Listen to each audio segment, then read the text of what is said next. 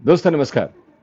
मेरा नाम है नीरज शर्मा और जो प्रोग्राम आप देखने जा रहे हैं उसका टाइटल है स्टार्स विद नीरज शर्मा। जैसा कि आप जानते हैं कि हर शनिवार को रात को 8 बजे एक सितारा इस प्रोग्राम में जुड़ता है और जिससे हम बातचीत करते हैं। दोस्तों ये प्रोग्राम इंटरव्यू का नहीं है, ये बातचीत का प्रोग्राम है और इसीलिए हम कहते हैं stars with Neeraj Sharma, such and such person in conversation with Neeraj Sharma.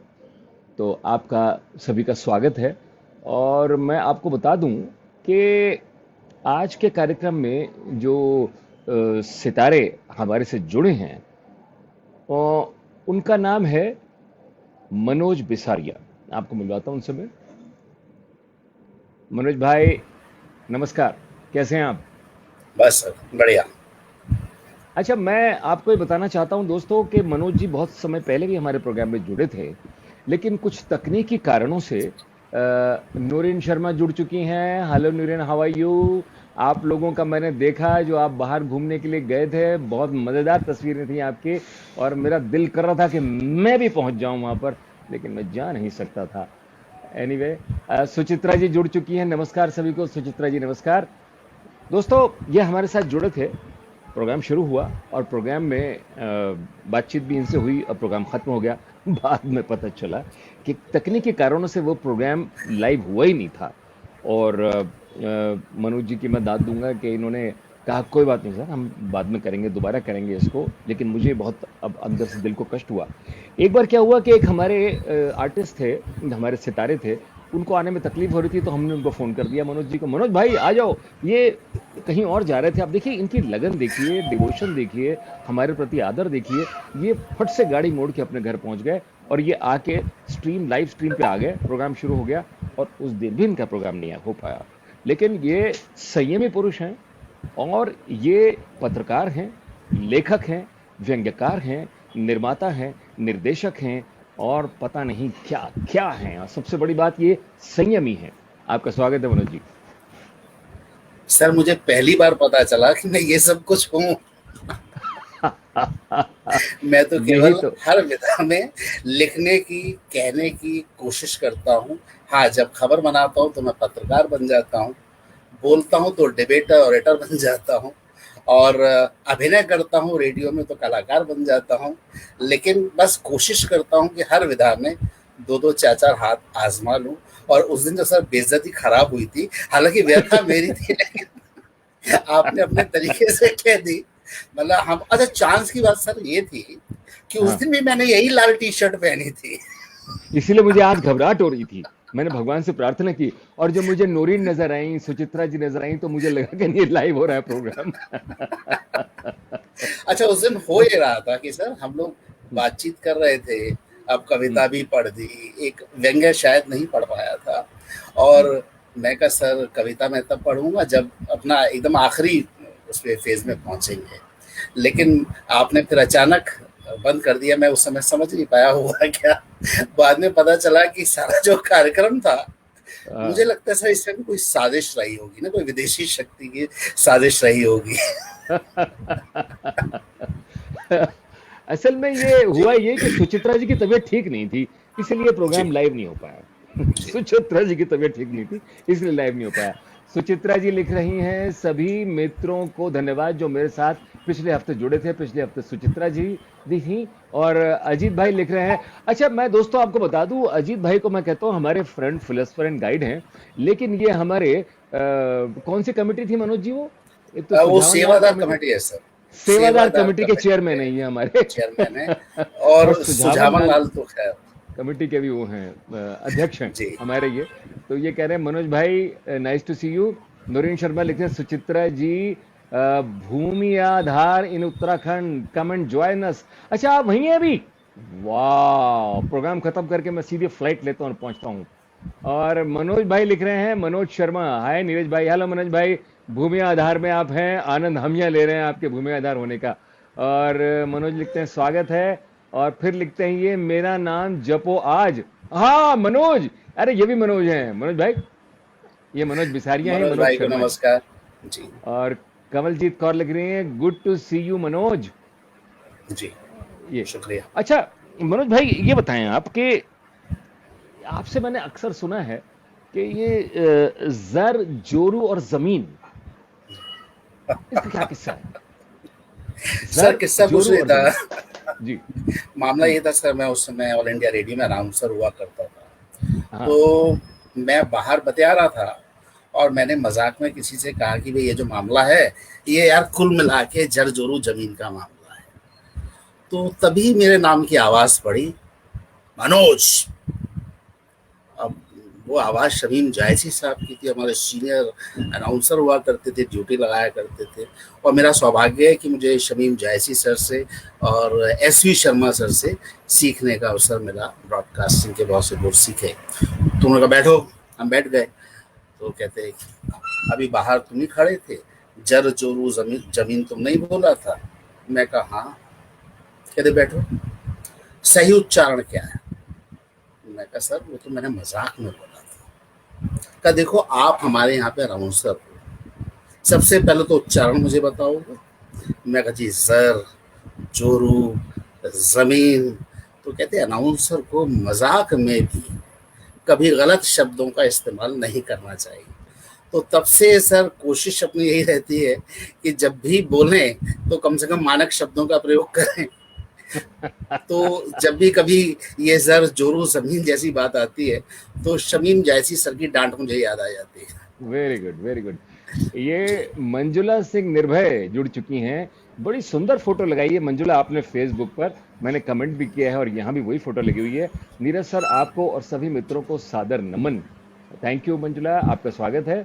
और रश्मि मुदगल झिंगरान जुड़ी है जमशेदपुर से, लिखते हैं good evening Neeraj ji. Hello रश्मि जी।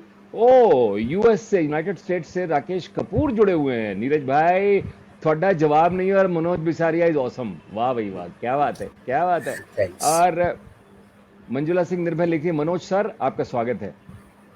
जी मंजुला जी शुक्रिया। और अमित कुमार लिखते हैं नमस्कार, आपको भी बहुत बहुत नमस्कार। और जी रश्मि नमस्कार। मुदगल जिंगरान नमस्कार मनोज कुमार जी, मनोज कुमार नमस्कार बिसारिया। रश्मि जी। वाह जी वाह वाह। अच्छा सुचित्रा जी का भी आ गया, गुड। आज तो लोग लहजा और लहजा में एग्जाम्पल अंतर नहीं जानते। यस, नहीं जानते। लहजा को लहजा और लहजा को लहजा बोलते हैं। बहरहाल ये हमने बात शुरू की तो सेवादार कमेटी की बात तो हम कर ही चुके हैं, हमारे अजीत भाई उसके जी अध्यक्ष सर। हैं।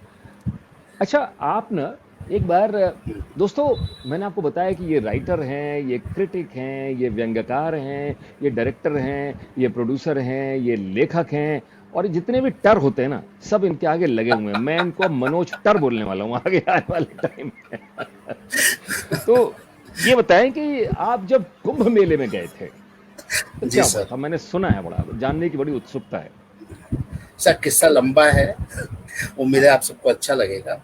जी। तो अभी हमारे जो सुजावन लाल जी हैं, आदरणीय अजीत गुप्ता जी, सबसे पहले तो उनको हाथ जोड़ के प्रणाम इसलिए करूंगा कि आज हम्म। गुरु पूर्णिमा है और प्रोडक्शन का जो काम है, टेलीविजन का जो काम है, जो कि प्रोग्रामिंग से जुड़ा हुआ है, वो अजीत सर ने मुझे सिखाया है। तो हम्म। सबसे पहले आज इस अवसर पे सबसे पहले उनका आशीर्वाद भी चाहूँगा और यहाँ सुचित्रा जी और आप सब जितने वरिष्ठ लोग हैं उनको भी प्रणाम करता हूँ और आप सबका भी आशीर्वाद चाहूँगा आज के इस अवसर पर। जी जी कुंभ जी। में सर हम लोग 2000 में पहुंचे थे, 2000 का कुंभ इलाहाबाद में। तो हुआ ये कि एक दिन, अच्छा आप तो जानते हैं हजारों लाखों लोग वहाँ पे जुटते हैं और मेरी और अजीत सर की जो वर्किंग थी वो हमेशा रात में शुरू होती थी। हम लोग रात को 10 बजे से लेके और सुबह 6 बजे तक लगभग साथ ही रहते थे, क्योंकि एडिटिंग मैं रात में करता था। हम्म। सुबह 6 बजे सोने जाता था और हम्म। 12 बजे फिर फील्ड में आ जाता, पूरा दिन शूटिंग करता था। तो सर हम्म। के साथ 10 बजे से सुबह 6 बजे तक का अवसर मिलता था।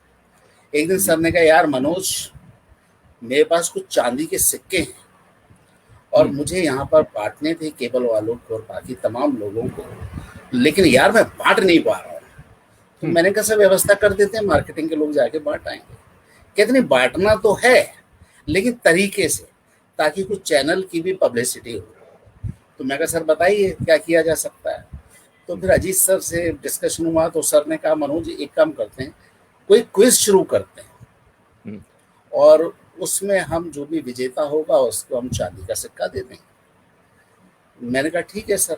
अब उस समय नेट जैसी सुविधा नहीं थी, अब आप समझ सकते हैं गंगा हम्म। के तट पर, संगम के तट पर वो पूरा लगा होता है, और नेट अगर होता भी है तो बहुत स्लो होता है। तो मैं वहाँ से पूरे शहर की बैरिकेडिंग हो जाती है, आप कहीं आ नहीं सकते, जा नहीं सकते।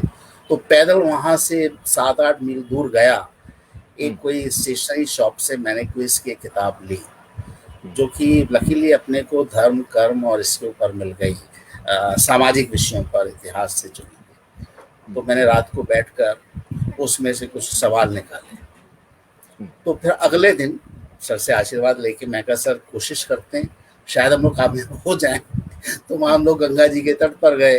तो अब होता यह है कि सर वहाँ पर मैं अगर कहूँ 20-20, 30-30 फुट ऊंची बालू उड़ती है, मतलब एकदम मिट्टी का टीला सा बन जाता है, पानी की बौछारें भी होती रहती हैं उस मिट्टी को दबाने के लिए। हम्म, तो हम लोग पहुंचे वहां पर, तो मैंने एक मजमा सा लगाया 10-5 लोगों को। ये इस तरह के शो करने का मेरा पहला अनुभव था, क्योंकि ये विजुअल प्रोग्रामिंग थी, और हम लोग जब न्यूज़ में होते हैं तो हम लोग पीटीसी करते हैं, वो भी 20 से 30 सेकंड की होती है पीटीसी, क्लोजिंग पीटीसी 20 से 30 सेकंड की, और खत्म हो गई। लेकिन यहाँ ये पूरा प्रोग्राम करना संभालना था। तो मैंने एक हम्म, मजमा लगाया, लोग इकट्ठे हुए, एक कैमरा था। तो मैंने फिर, अच्छा इसमें स्क्रिप्ट तो कुछ होती नहीं थी, सवाल हम्म, पूछे, और जो विजेता हुआ उसको मैंने चांदी का सिक्का थमा दिया। ऐसा 1 से 2 दिन चला, और एक दिन में कोशिश होती थी कि 2 से 3 हम लोग शो कर लें, ताकि हम्म, बैंकिंग हो जाए। उस ज़माने में उस कैसेट जो जाते थे प्रोग्राम, वो बैंकॉक से कहीं से ये टेलीकास्ट हुआ करता था, वो टेप बना के वहाँ भेजे जाते थे। हम्म, लेकिन तीसरे दिन से माहौल एकदम बदल गया। हमारे जो बाकी चैनल वाले पहुंचते थे, बाकी कॉलीग्स पहुंचते थे, तो कहते थे भी वो सिक्के वाले भाई साहब कहाँ हैं, उनको भेजिए। और हमें कहा गया था कि आप 3 से 4 जोड़ी कपड़े लेकर आएंगे, क्योंकि धोने की व्यवस्था नहीं होगी।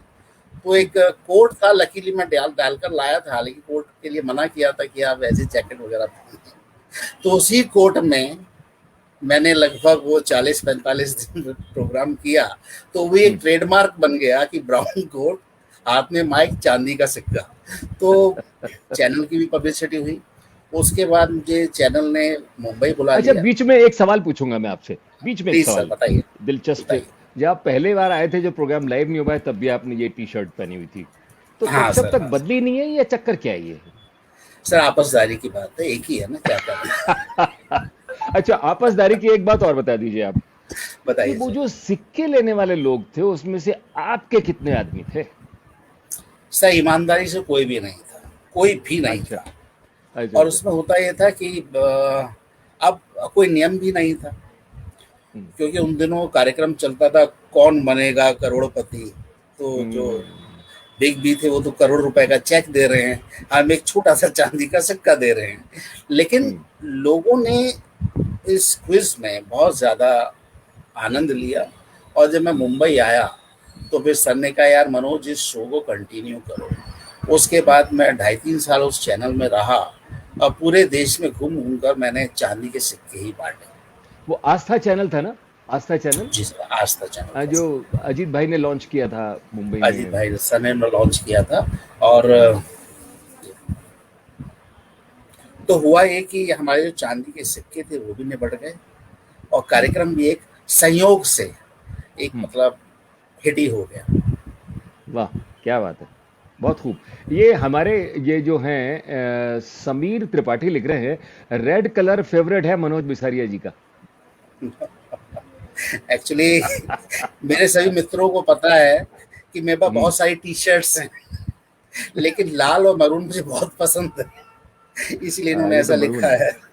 हाँ, जी। अभी लिखा था रश्मि मुदगल जिंगरान जी ने, लहजा लिख गई थी वो, तो हाँ। सुचित्रा जी ने लिखा है, लहजा है वे ऑफ स्पीकिंग, और लहजा का मतलब है वन मोमेंट। लहजा ठीक नहीं है, लहजा ठीक है, लहजा जो है वो लहजा ठीक है बोलना चाहिए था इस वक्त। और समीर त्रिपाठी जो हैं वो आपको प्रणाम कर रहे हैं। तो ये बहुत ही उम्दा आपने बात सुनाई है। तो उसके बाद फिर आपने क्या किया? वो चैनल से जब आप निकले होंगे, तो उसके बाद फिर क्या किया आपने? सर उसके बाद तो चूंकि जब हम मुंबई गए थे, तो जी। हम लोग ये सोच कर गए थे कि शायद वो एक न्यूज़ चैनल बनेगा, देर सवेर कन्वर्ट होगा। लेकिन वही जी। प्रोग्रामिंग का चैनल था और मेरा जो बैकग्राउंड है वो न्यूज़ का रहा है। इससे पहले मैं दूरदर्शन में था, बीबीसी में सीनियर प्रोड्यूसर था, तो हम्म। वापस अपनी मुख्य धारा में लौटना था। हम्म। यहाँ आया तो मैंने फिर बाकी चैनल्स ज्वाइन किए जी। और आज भी चैनल में ही काम कर रहा हूँ जी। क्या बात है। यशपाल कलरा जी जुड़े हैं, कहते हैं नमस्कार।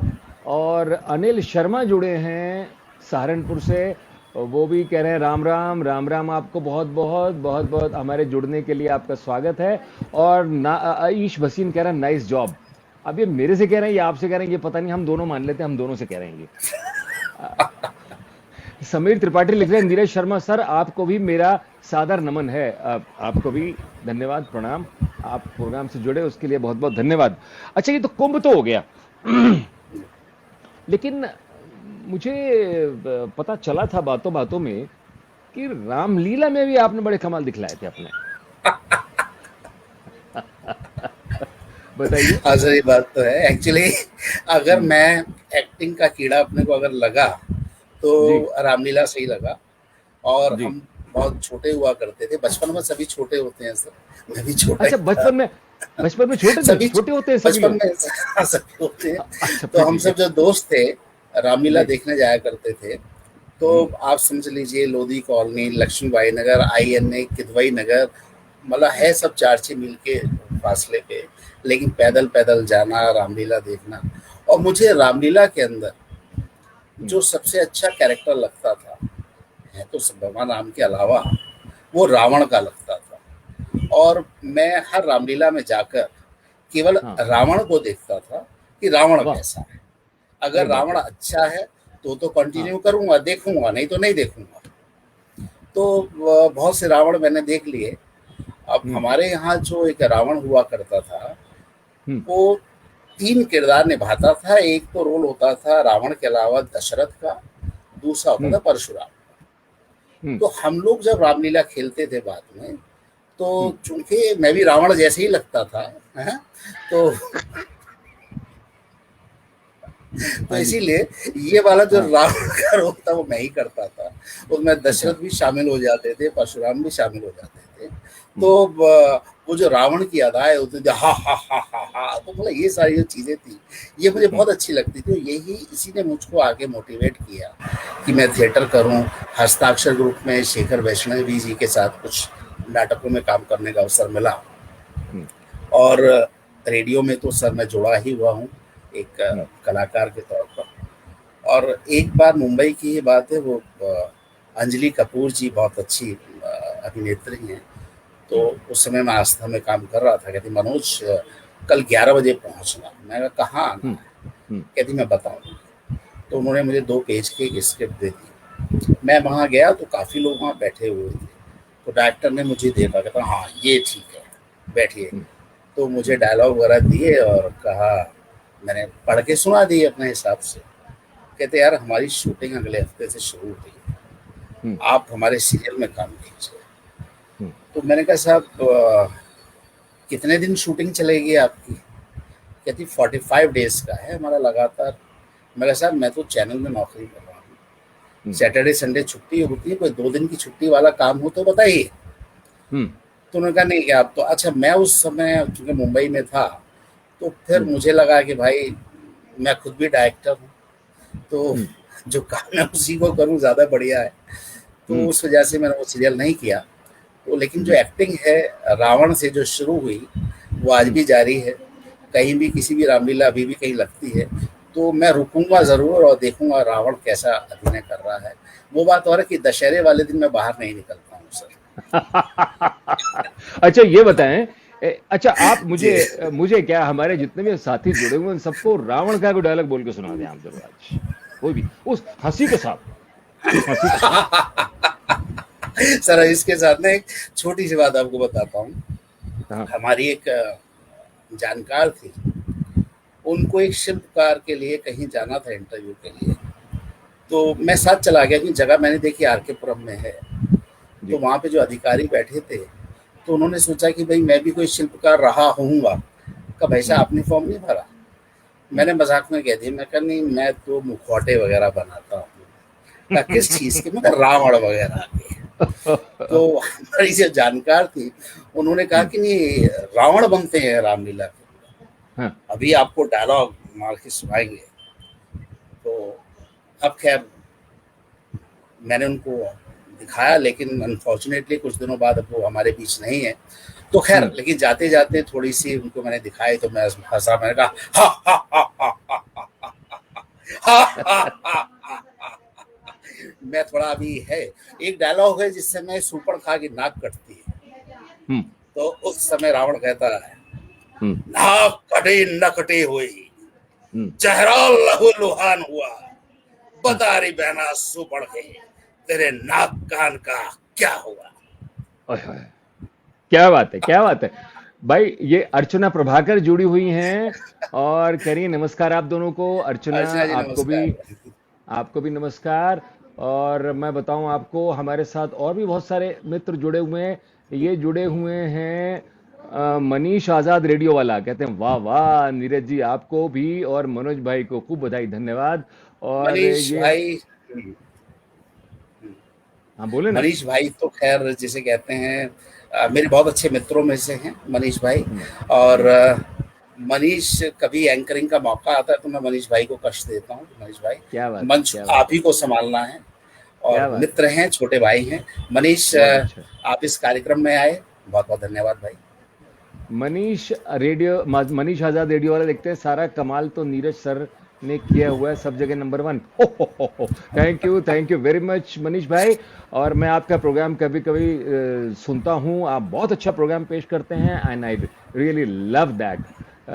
Keep it up. और हमारे लिए ऐसे प्रोग्राम देखना बहुत खुशी की बात है। और अजीत गुप्ता भाई लिख रहे हैं, नीरज भाई I am loving your conversation with Manoj भाई, थैंक यू वेरी मच।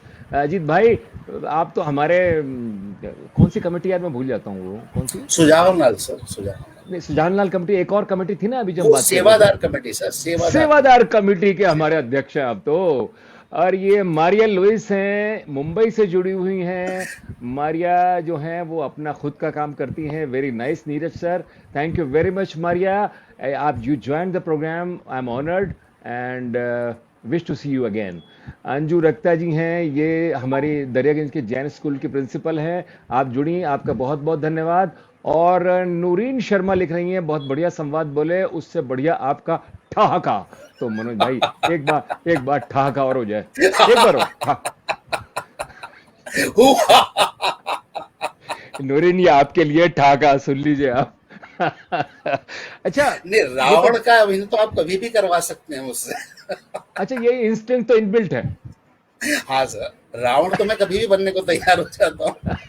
मैंने कहा ना, दशहरे के दिन नहीं निकलता हूँ सर, कहीं पता चला पुतला गायब हो गया, मनोज जी आप भी आ जाओ। Like the way you laugh, Sameer Tripathi लिख रहे हैं। और चलिए, ये तो बहुत मजेदार बात हुई। और मैं आपसे और पूछना चाहता हूं, आप तो पत्रकार हैं, उस पर मैं बाद में आऊंगा, लेकिन एक बार मेरे साथ क्या हुआ कि एक बार मुझे लाइव कमेंट्री करनी थी और मैं रिज रोड से निकल के जा रहा था और बहुत स्पीड में था। तो जो ये स्पीड वाले होते हैं उन्होंने मुझे रोक लिया। अब वो कहा इधर जाओ, इधर जाओ, उधर जाओ, उधर जाओ। तो मैंने कहा मेरी प्रोग्राम निकल जाएगा, और थोड़ा सा मैं गर्म हो गया उस पर। तो उसके बाद वो पुलिस वाला जैसा झल्ला गया कि मीडिया का आदमी है ये, और झल्ला के उसने हवलदार को बुलाया गया और रोते हुए बोला लिखो पेशेंट इन कार। कहता जाओ। ऐसे मुझे भेज दिया उसने।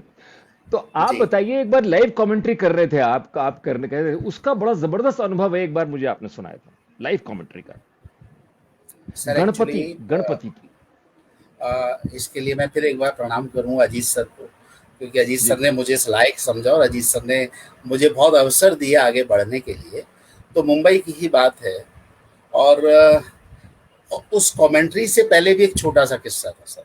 हाँ बताएं हुआ ना। ये था कि अपने जो चैनल के मालिक थे उन्होंने मुझे बुलाया कि भाई मनोज, कल सुबह निकलना है वहाँ पर, महाराष्ट्र में पूना के आसपास अष्ट जी सिद्धि विनायक है। जैसे हाँ अपने यहाँ नॉर्थ के लोग जाते हैं माता ये जो वैष्णो देवी के दर्शन करने, ऐसी वहाँ पे अष्ट सिद्धि विनायक पर जाने की परंपरा है। जी। और वो 8 जगह पे उनके विग्रह स्थापित हैं, और वो सबका अगर चक्कर लगाया जाए तो लगभग 500-600 किलोमीटर बैठता है, ज़्यादा भी हो सकता है। तो हम लोग गए, कहीं भी परमिशन नहीं थी, लेकिन लगता था चैनल वालों की बिना परमिशन के भी शूटिंग कर लाएंगे। तो ऐसा 8 जगह हम लोग करके आए और उसके बाद हम पहुंचे, जैसे हम 19 को सुबह पहुंचे, 19 सितंबर था शायद उस दिन। तो कहा कि मनोज इसको कब आप एडिट करके दिखाएंगे? मैंने कहा कल का विसर्जन निपट जाए, 20 तारीख को 20 सितंबर को विसर्जन होना था, तो ये अगर निपट जाएगा तो मैं 21 एडिटिंग में बैठ जाऊंगा, 3 से 4 दिन लग जाएंगे। क्योंकि पहले प्रोसेस थोड़ा सा लंबा होता था सर, वो आप जानते हैं। पहले पूरी लॉग शीट बनती थी, एक एक फ्रेम लिखा जाता था। आजकल तो कंप्यूटर कोई लॉग शीट नहीं बनाता, कोई जानता भी नहीं आजकल। तो लेकिन उन्होंने कहा नहीं, इसको तो कल एयर पे जाना है। अब आप समझ लीजिए बीटा की टेप और कम से कम 20-22 टेप्स, उनको निकालना और एडिट करना, कमेंट्री लिखना, स्क्रिप्ट लिखना, वॉइस ओवर करना। और पुराना सिस्टम होता था, एक टेप फिर दूसरा टेप फिर मास्टर बनाया जाता था। आज जैसा कंप्यूटर वाला मामला नहीं था। जी। लेकिन खैर हमने उसको ऐसे में, वो बीबीसी की ट्रेनिंग हमारी काम आई। उस ट्रेनिंग में ये बताया जाता था कि जब समय की कमी हो तो सीधा विजुअल एडिट कर लीजिए, कमेंट्री बाद में हो जाएगी। तो वो वाली ट्रेनिंग अपनी काम आई। तो हमने जो जो शॉट्स लेने थे उसको हमने लगा लिया। अब इतना समय नहीं था कि हम उसके बेसिस पर स्क्रिप्ट भी लिख पाते। तो मैंने माइक उठाया, लिप माइक लेके, और वो 1 घंटे की फिल्म को मैंने वैसे ही कमेंट्री उसकी कर दी। क्या बात है। और पूरी रात काम होता रहा। सुबह में 4 बजे 5 बजे घर पहुंचा और सोए साए, और दोपहर में हम लोग फिर पहुंच गए कमेंट्री के, जो रियल कमेंट्री होनी थी उसकी बात बता रहा हूँ। लाइव वहाँ पे मैं लाइव कमेंट्री, तो वहाँ पे पहुंचे और अपने यहाँ जैसे हम रिपब्लिक डे की कभी करते हैं तो वो सारा जो मामला है 1.5 से 2 घंटे में निबट जाता है ना। जी। अब गणपति का जो मामला था, ये पता चला कि शाम 4 बजे से सिलसिला शुरू होता है और ये तब तक चलता है जब तक कि लाल बाग के जो राजा है, जो सबसे बड़े माने जाते हैं मुंबई में, उनका विसर्जन नहीं होता। करेक्ट। तो हमने और माधवकांत मिश्रा जी, जो अब स्वर्गीय हो गए हैं, माधवकांत मिश्रा जी, तो हम लोगों ने यही सोचा कि शायद 2-2.5 घंटे की रही होगी, तो भैया मैं जन्म सुना दूंगा, आप गणेश जी की कथा सुना देना। इस तरीके से हमने काम बांट लिया।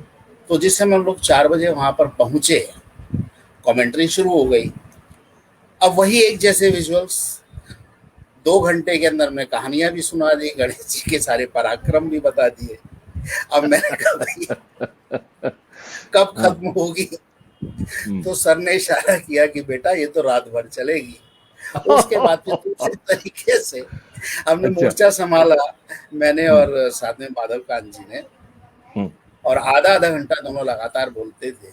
आधा घंटा की पारी मैं खेलता था, आधा घंटे की पारी वो खेलते थे, और सुबह लगभग 3:45 बजे तक हम लोग कमेंट्री करते रहे। तो ये बहुत अच्छा अनुभव था।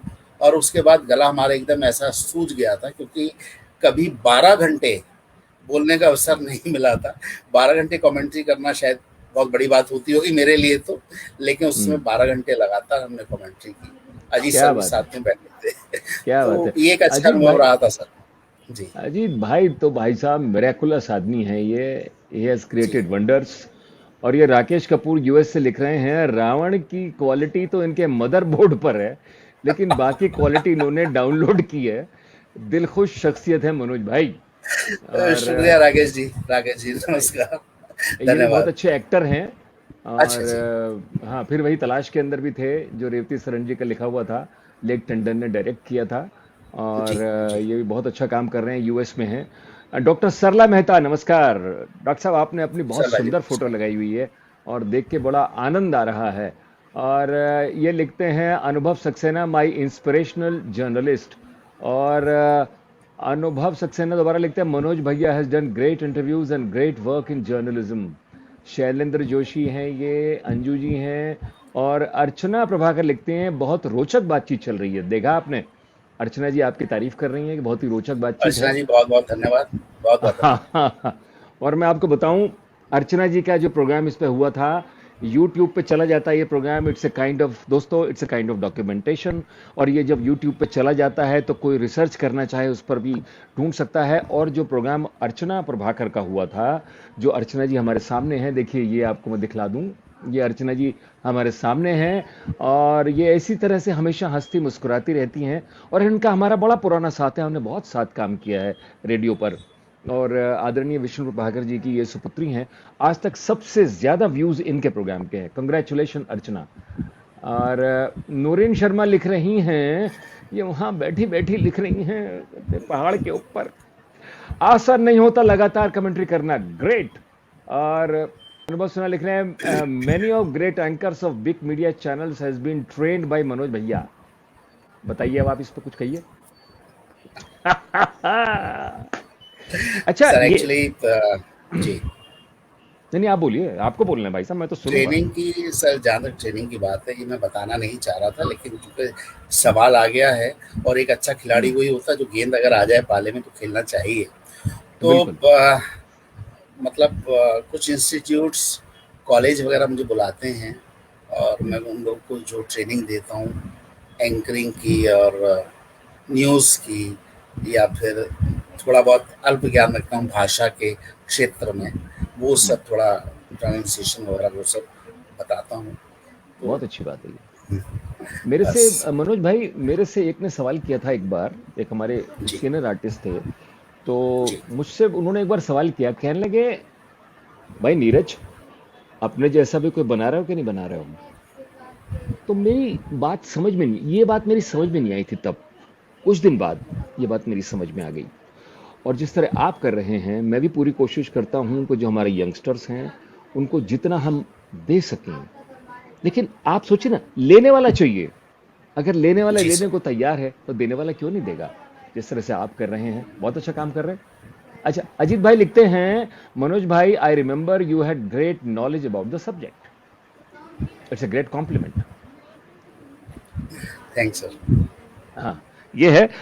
अच्छा, ये तो सारी बहुत सारी बातें हो रही हैं इस बीच में। ये जो पत्रकारिता के विषय में मैं आपसे कुछ बात करूंगा कि आप पत्रकार हैं और पत्रकार के लिए मशहूर है। हमारी बातचीत में आया था कि संतरी से लेके मंत्री तक और बीच में जंत्री। जंत्री मतलब जो लाल फीताशाही होती है, यंत्र जो बीच में होता है, ये सब पत्रकार को सलाम करते हैं, पत्रकार का सम्मान करते हैं। ये बात आप भी जानते हैं, मैं भी जानता हूं। लेकिन आप जी इस विषय में क्या कहेंगे, क्योंकि आप एक पत्रकार हैं? अच्छा, एक मिनट में बता दूं आपको, ये संजय पॉल जुड़े हुए हैं। I am watching too. Why Sanjay भाई, you are great. He is from London. He is a very very nice singer. ये बिल्कुल जगजीत सिंह गाते हैं तो आपको बड़ा आनंद आएगा। और 1 अगस्त को आ रहे हैं शाम को 7 बजे रिदम बाय नीरज के प्लेटफॉर्म पर। आपका स्वागत है संजय भाई। हाँ, अब बताइए आप पत्रकारिता के बारे सर, जो सवाल है में। ये रावण की हंसी जैसा नहीं है जो मैं तुरंत हंस के बता दूं। आपने एकदम जो मूड है वो एकदम बदल दिया है। इसके बाद में फिर एक पत्रकारिता और की तार जब, लूंगा, फिर बदलूंगा मैं। हाँ सर, सर, मैं हर तरह की गेंद खेलने के लिए तैयार हूँ सर। लेकिन ये लेकिन ये गंभीर बात है सर। हम्म, आज पत्रकारों को आरोप लगाया जाता है कि आप गोदी मीडिया के लोग हैं, या तमाम तरह की बातें कही जाती हैं। कुछ बातें सही हैं, कुछ बातें गलत हैं। हम्म, अब जहाँ तक, जब तक प्रिंट था या इलेक्ट्रॉनिक मीडिया था, तब तक चीज़ें कुछ कंट्रोल में थी। हम्म, लेकिन दिक्कत तब शुरू हो गई जब वेबसाइट्स आ गई। ठीक है, हम्म, अभिव्यक्ति का सबको अधिकार है, लेकिन कुछ ऐसे भी पत्रकार हो गए जो वसूली तंत्र में उलझ गए कि हम आपकी खबर चलाएंगे, हमें पैसा दीजिए।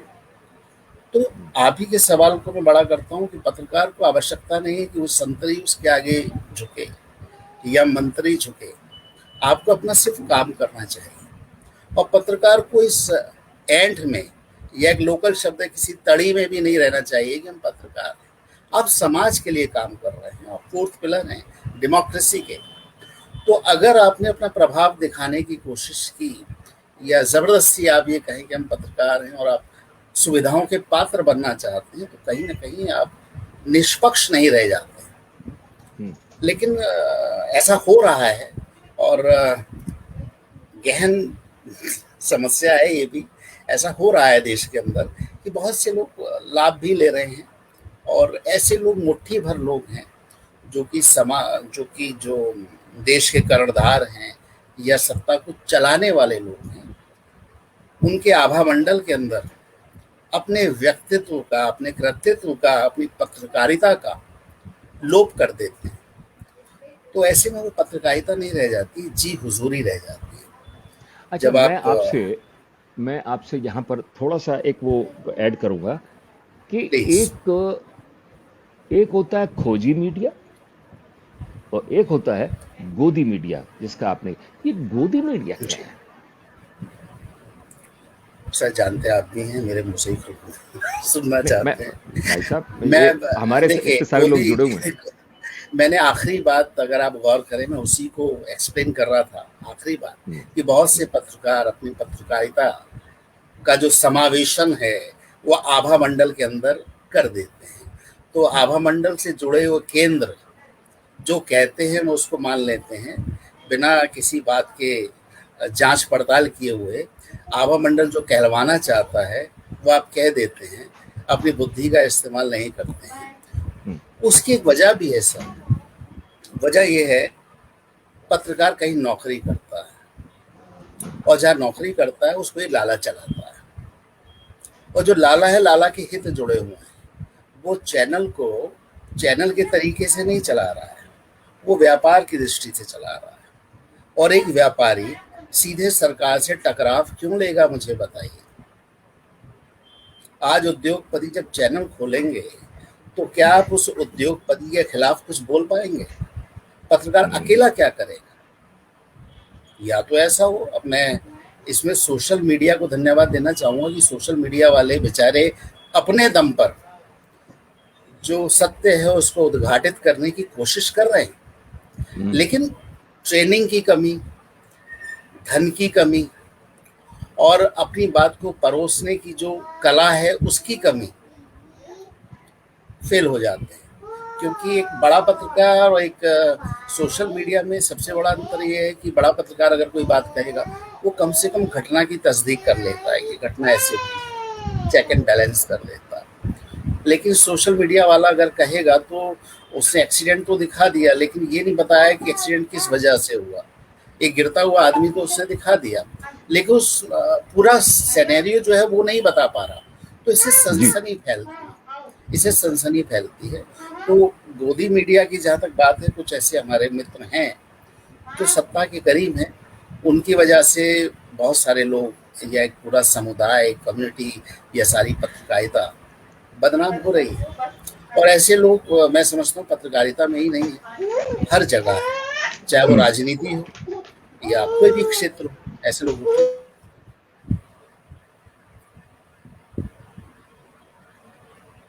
देखिए, मैं यहाँ पर एक बात कहूँगा, ये अर्चना प्रभाकर लिख रही हैं, बहुत सटीक बातें कह रहे हैं मनोज जी, बहुत बढ़िया। नोरेन शर्मा लिख रही हैं, सत्य को जनता तक पहुँचाना एक पत्रकार का कर्तव्य है, लेकिन आज दबाव या दबंग होकर नहीं बता रहे, अफसोस। संजय पॉल लंदन से लिखते हैं, सच बात है बिल्कुल मनोज जी। अच्छा, यहाँ पर मैं आपसे एक बात कहूँगा, जी सर। यूट्यूब पर ये काम हो रहा है, हाँ, यूट्यूब पर ये काम हो रहा है, बिल्कुल सही है। समीर लिख रहे हैं, त्रिपाठी, नीरज सर बिल्कुल सटीक प्रश्न पूछा आपने। मैं आपसे पूछना चाहता हूं ये बड़ा एक ऐसा प्रश्न है जिसका उत्तर मैं जानता हूं, लेकिन मैं हमारे साथ जितने जुड़े हुए लोग हैं उनके लिए ये प्रश्न पूछता हूं। मैं किसी केस का नाम नहीं लूंगा। एक केस शुरू होता है, ये ऐसे हुआ, ये हुआ, वो हुआ, हर दिन उसकी रिपोर्टिंग हो रही है, सुबह से शाम तक उसको दिखलाया जा रहा है, और वो पता लगा कि वो एकदम हाइप क्रिएट हो गई और जनता जुड़ गई उसके साथ, सोशल मीडिया पर भी शुरू हो गया, उसके बारे में बातें होने लगीं, और एक कंप्लीट रूप से जनता की निगाह में एक आदमी विलेन बन गया और दूसरा आदमी जो है वो उसकी इमेज डिफरेंट तरीके से पेश की गई। होते होते होते होते कुछ समय बाद ये सब कुछ एकदम रेत की दीवार की तरह ढह जाता है और कुछ नहीं बचता। इसका क्या कारण है? इसका कारण जानने के लिए आपको टीआरपी के खेल को समझना होगा। आजकल जो चैनल्स के अंदर वॉर हो रही है वो हर आधे आधे घंटे की हो रही है। चैनल के अंदर अगर प्रोग्राम देखें तो 12 से 6 का जो प्रोग्राम होता है किसी भी चैनल में वो न्यूज़ का होता है, और 6 से 12 का जो प्रोग्राम होता है वो प्रोग्रामिंग का होता है। ये परंपरा है अघोषित, हम लोग ऐसा करते हैं। और प्रोग्रामिंग चलाना भी इसलिए मजबूरी हो जाता है कि पीसीआर लगातार काम कर रहा होता है, पीसीआर लगातार लाइव होता है, तो ऐसे में उन लोगों को रेस्ट देना भी ज़रूरी होता है। तो बीच बीच में हम लोग रेस्ट देने के लिए प्रोग्रामिंग के टेप भी चलाते हैं। अब आपका जो सवाल है, हर आधे आधे घंटे में लड़ाई होती है कि आधे घंटे में फला चैनल ने इस तरह की खबर चलाई है, उसको देखने वाले व्यूअर्स बढ़ गए हैं, हमें भी कुछ ऐसे ही चलाना चाहिए, हम भी कुछ ऐसा चलाएं ताकि लोग हमें देखें। अभी बीच में एक बड़ा चैनल तो बदनाम भी हो गया था टीआरपी के चक्कर में, और जांच चल भी रही है अभी उसके खिलाफ। तो सारी बात यह है कि घटनाओं को सनसनीखेज तरीके से दिखाना, ज़्यादा से ज़्यादा दर्शकों को अपनी ओर खींचना, क्योंकि जब आपको देखने वालों की संख्या बढ़ जाएगी तो आपको विज्ञापन उतने ही ज़्यादा मिलेंगे। अब होता यह है कि मान लिया जाए, मैं एग्जांपल देता हूँ, कोई विज्ञापन कोई चैनल नंबर 1 पर है, आप 10 सेकंड के विज्ञापन के उसको 10,000 रुपया देते हैं। दूसरा दूसरे नंबर का चैनल है, तो वही विज्ञापन दाता उसको दूसरे चैनल को 10,000 रुपए नहीं देगा। वो ये कहेगा कि जो नंबर 1 चैनल है वो नंबर 1 है, उसको देखने वालों की संख्या ज़्यादा है, इसलिए मैं उसको 10,000 दूंगा, तुमको 8 दूंगा या 7 दूंगा या 6 दूंगा। इसलिए हर चैनल अपनी चढ़त बनाए रखना चाहता है ताकि उसी हिसाब से। और आजकल अगर आप देखें, समाचार बिक रहा है हर तरीके से, हेडलाइंस भी स्पॉन्सर्ड है, स्टोरीज भी स्पॉन्सर्ड है, बीच के सेगमेंट भी स्पॉन्सर्ड है, यानी हर तरीके से न्यूज़ चैनल। और कई बार खबरें कम होती हैं, विज्ञापन ज़्यादा होते हैं। तो मेरे चैनल में विज्ञापन ज़्यादा है, इसलिए ज़रूरी है कि मैं ऐसी खबरों को दिखाऊं जो कि लोगों का ध्यान आकृष्ट कर सके। इसलिए कभी मैं कोर्ट कचहरी के किस्से दिखाऊंगा, कभी मैं मर्डर दिखाऊंगा, कभी मैं कुछ और दिखाऊंगा, ताकि लोगों की रुचि बनी रहे। भले तो ये अजीत भाई ने बहुत अच्छा सवाल पूछा है बीच में, आप जो कह रहे हैं उससे संबंधित है, तो क्या विज्ञापन वाले चैनल चला रहे हैं? ये बात बिल्कुल सही है कि विज्ञापन वाले ही चैनल चला रहे हैं। और ये बात सर आपकी जानकारी में बताना चाहूँगा, विज्ञापन वाले चैनल ही नहीं चला रहे हैं, न्यूज़पेपर भी विज्ञापन वाले ही चला रहे हैं। अब मार्केटिंग का आदमी आके बताता है एडिटर को कि फ्रंट पे आपको कौन सी खबर लगानी है, चाहे वो कोई भी बड़ा अखबार हो। ये कुछ अघोषित बातें हैं जो कोई बताएगा नहीं, लेकिन एक पत्रकार होने के नाते और निष्पक्ष होने के नाते आपने सवाल पूछा है तो बताना मेरा धर्म है, कर्तव्य है। मनोज भाई, मैं आपसे एक बात और पूछता हूँ। आई नो कि इसका उत्तर हमारे सभी दर्शक समझते हैं, जानते हैं जी, हम और आप तो समझते हैं, लेकिन फिर भी मैं पूछ रहा हूँ आपसे। एक सब्जेक्ट पे एकदम हाइप क्रिएट होती है, एक इशू पर, एक किसी उस पर, होते होते होते होते होते होते एकदम से वो बंद हो जाता है, और उसके बाद फिर अगर दोबारा कभी वो सब्जेक्ट आता है तो फिर हाइप क्रिएट होती है और फिर वो बंद हो जाता है। तो इसके पीछे क्या कुछ शक्तियां काम करती हैं इसको कंट्रोल करने में? I don't want to name anyone, but बहुत सारी बातें होती हैं सर, बहुत सारी बातें होती हैं। सबसे बड़ी बात तो ये है कि आप पत्रकार हैं, आप चैनल हैं, आपने जुडिशरी का काम क्यों संभाल लिया है? ये काम आपका तो नहीं। yes. सरकार करोड़ों रुपया खर्च करती है। एक आदमी जब मजिस्ट्रेट भी बनता है वो बीए में 3 साल लगाता है, और अब तो खैर 7 साल की 5 साल की व्यवस्था हो गई है, 12वीं के बाद भी 5 या 7 साल का पाठ्यक्रम हो गया। एक आदमी पढ़ाई करता है, लॉ की पढ़ाई करता है, इम्तिहान देता है, तब जाके वो मजिस्ट्रेट बनता है, जज बनता है या जस्टिस बनता है आगे चल के। और आपने गूगल का अध्ययन कर लिया, पुलिस की एफआईआर पढ़ ली, और आप एक सब्जेक्ट एक्सपर्ट की तरह बताने लगे कि जस्टिस को क्या फैसला देना चाहिए, कोर्ट को क्या फैसला सुनाना चाहिए। ये बेवकूफ़ी है। यहाँ पे जो मीडिया है वो अपनी सीमाओं का उल्लंघन कर रहा है, लेकिन जनता फिर जनता को चाट खाने की आदत से बचना चाहिए। आज कितने लोग दूरदर्शन देखते हैं मुझे बताइए? जब टीआरपी की कभी लिस्ट आती है, दूरदर्शन का कहीं नाम नहीं होता। उनको भी अपना तरीका बदलना होगा, क्योंकि उनकी जो खबरें हैं वो पुरानी हैं और सरकारी पैटर्न से लिखी जाती हैं, बोली जाती हैं, पढ़ी जाती हैं, बताई जाती हैं। आम आदमी चाहता है कि खबरें मुझसे जुड़ी हुई होनी चाहिए। अब यहाँ पर एक छोटी सी बात मैं आपसे कहूँगा कि एक बार एक बहुत बड़े चैनल के पत्रकार संपादक एक सेमिनार में थे। एक और संपादक बैठे थे बड़े चैनल के, नाम मैं दोनों का ही नहीं लूंगा, सब मित्र मंडली के लोग। तो मैंने उनसे एक बात कही, मैंने कहा साहब मैं अपना एक अनुभव आपसे शेयर करना चाहता हूँ। कहते बताइए मनोज। मैं देखिए, बीबीसी की ट्रेनिंग में हमको ये बताया गया कि कुछ एनजी शॉट्स हमें दिखाए गए। एक शॉट ये भी था कि भाई कोई किसी का सर जो है काट रहा है, वो आप शूट कर रहे हैं, तो बाद में रिएक्शन लिया गया, किसी को शेर के बाड़े में फेंक दिया गया। इस तरह के कुछ शॉट्स उन्होंने दिखाए कि अगर आप होते आप क्या करते। तो किसी ने कहा कि साहब मैं तो मारने वाले को ही मार देता, किसी ने कहा मैं तो कैमरा उठा के उसके ऊपर पटक देता। सबके रिएक्शन।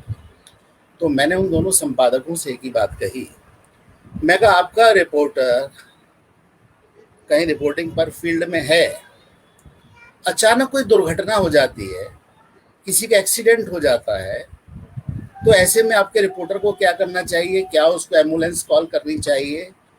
क्या उसे उसकी मदद करनी चाहिए? अस्पताल पहुंचाना चाहिए? तो जो बहुत बड़े संपादक थे वो नहीं बोले।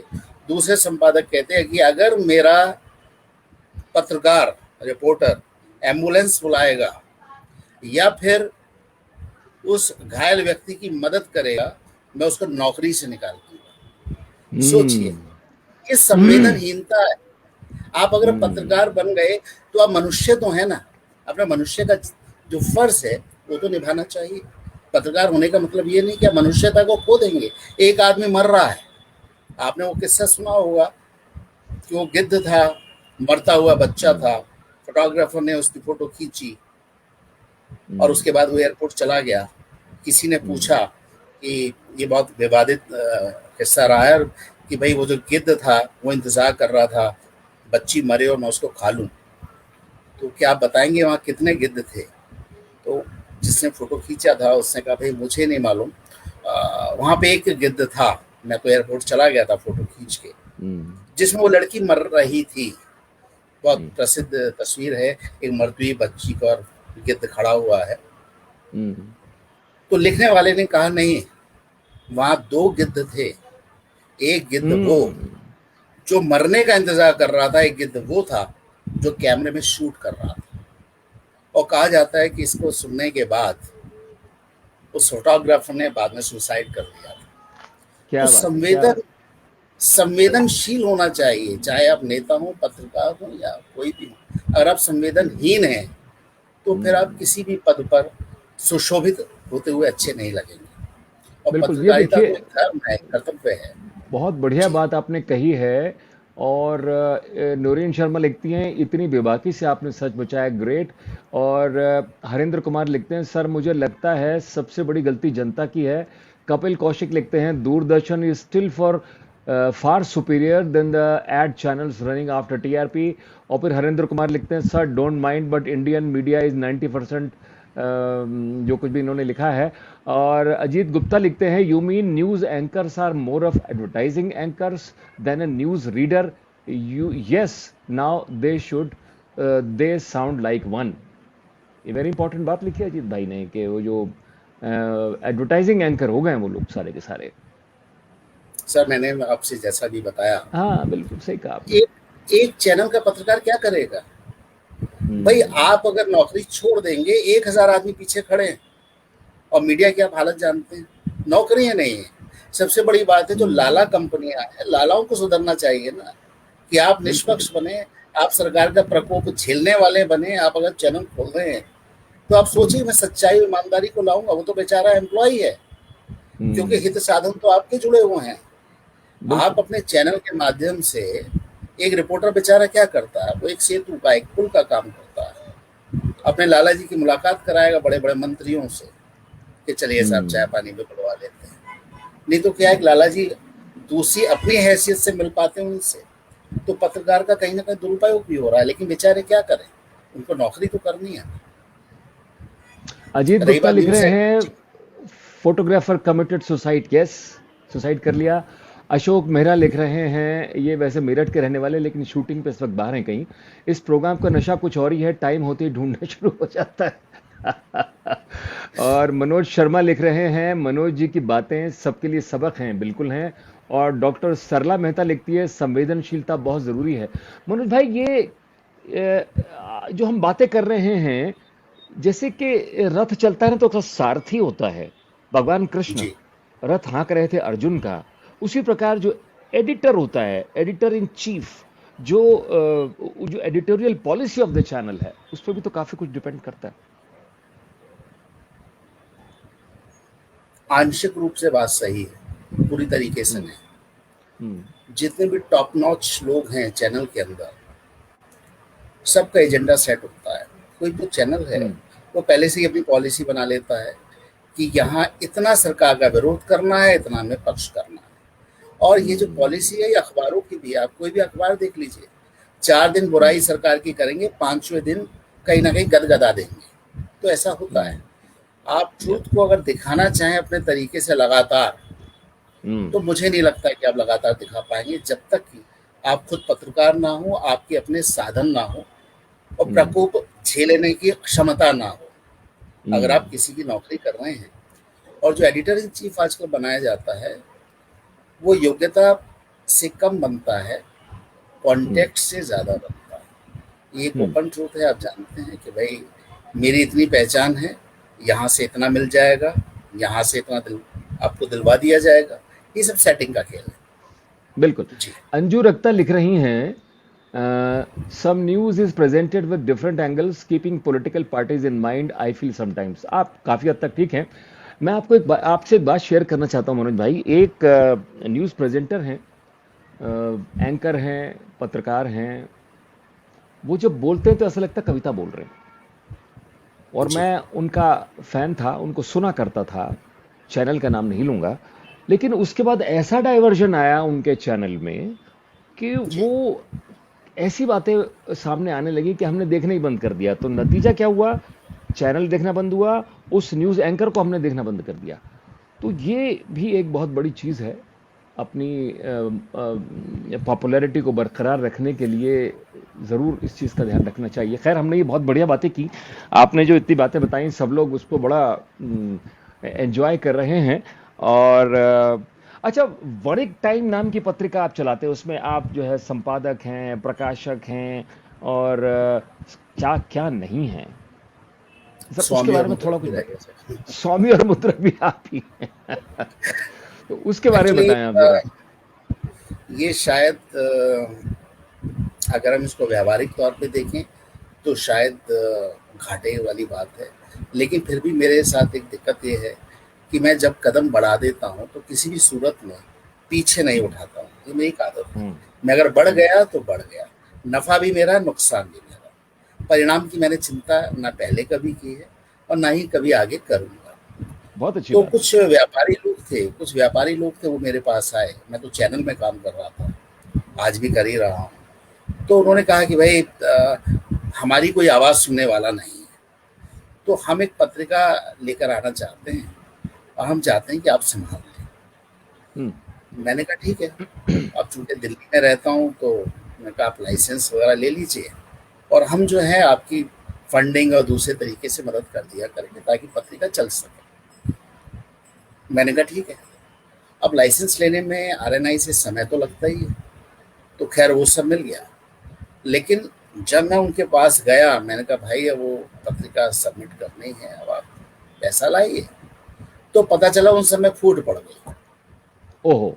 अब आरएनआई ने मुझको एक सर्टिफिकेट जारी किया है और मैं उसको खारिज कर दूं, मुझे समझ नहीं आया। मगर ठीक है, इसलिए इसका नाम वणिक था। वणिक यानी कि हम्म। व्यापारी। हम्म। नहीं तो अगर मैं अपनी पत्रिका खोलता तो कम से कम वणिक टाइम्स ना ही खोलता, कोई और नाम होता, पॉलिटिकल नाम होता है, पत्रिका का कुछ और स्वरूप होता। हम्म। लेकिन 64 पेज की वो पत्रिका थी। मैंने कहा ठीक है, आप लोग अगर पीछे हट रहे हैं तो आप हटिए, मैं तो अब आगे बढ़ूंगा। हम्म, तो 2017 अक्टूबर से लेके आज की तारीख तक मैं उसका प्रकाशन भी कर रहा हूँ, उसकी वेबसाइट भी है और चला रहा हूँ, और क्या अपने ही बात है, दम पे चला। इसलिए क्या आपने जब बात है। कहा, आपने संपादक मुद्रक कहा, तो मैं कहा स्वामी और प्रकाशक भी नहीं। वाह वाह वाह वाह वाह वाह, ये जी। देखिए, ये क्या लिख रहे हैं अशोक मेहरा, हमें जिंदगी का इतना तजुर्बा तो नहीं, पर सुना है कि आप जैसे कलाकार, गायक, विचारक भी जीवन में उतने ही जरूरी हैं जितने इमरजेंसी में ऑक्सीजन के सिलेंडर। बहुत अच्छी बात कही है उन्होंने, बहुत खूबसूरत बात कही है। नहीं, लेकिन ऑक्सीजन और के बिना कोई मरा नहीं है सर। No comments. अच्छा, सरला मेहता कह रही हैं बहुत अच्छे हैं, और अजीत गुप्ता लिखते हैं, अजीत भाई you are a man of commitment Manoj भाई, यस यू आर। अच्छा, मैं आपसे, अमेजिंग सर, हरेंद्र कुमार लिख रहे हैं, मैं आपसे एक बात पूछना चाहता हूं।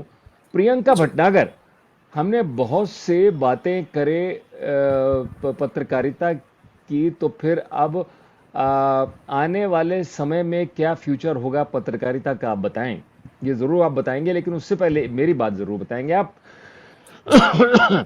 जब मैंने आपसे फोटोग्राफ मंगाया और आपने फोटोग्राफ भेज दिया, इवेंट क्रिएट किया मैंने, इवेंट क्रिएट जी करके सर। मैंने सबको भेजा, तो मुझसे लोगों ने सवाल हम्म, किया, हम्म। कहने लगे ये साउथ के हीरो है कोई क्या। ये क्या चक्कर है। सर, भगवान ने मेरा जो चेहरा है दक्षिण भारतीय बनाया है, तो इस चेहरे का मुझे बहुत लाभ मिला है। मैं पूरे हम्म, देश में कहीं भी जाता हूँ, लोग हम्म, समझते हैं हमारे ही प्रांत का है।